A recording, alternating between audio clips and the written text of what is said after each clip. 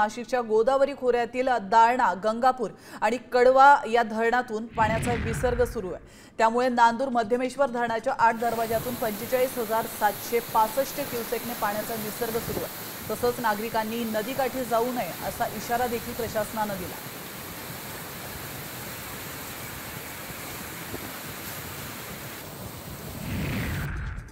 नाशिकच्या दिंडोरी तालुक्यातील करंजवन धरण हे 94% भरल्याचे दिसतंय।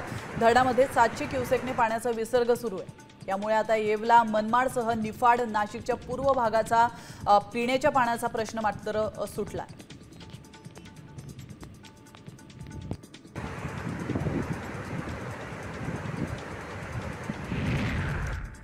छत्रपती संभाजीनगर मधील जायकवाडी धरण 95% भरलंय। धरणाचे 18 दरवाजे अर्ध्या फुटाने उघडलेत आणि त्यामुळे नदीकाठच्या नागरिकांना सतर्कतेचा इशारा देण्यात आला। या पावसाळ्यात दुसऱ्यांदा जायकवाडीचे दरवाजे उघडण्यात आले।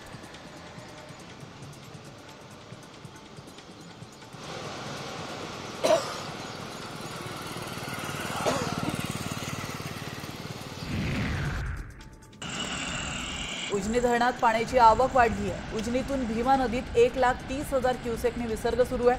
भीमा नदीला पूर आला असून पंढरपुरात नदीने इशारा पातळी देखील ओलांडली आहे। उजनी आणि वीर धरण पूर्ण भरलं।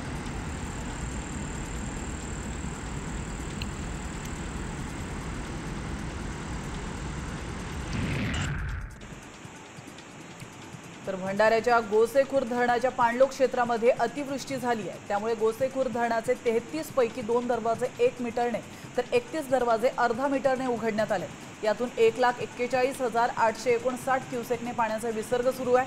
नदीकाठच्या गावांना सतर्कतेचा इशारा देण्यात आला।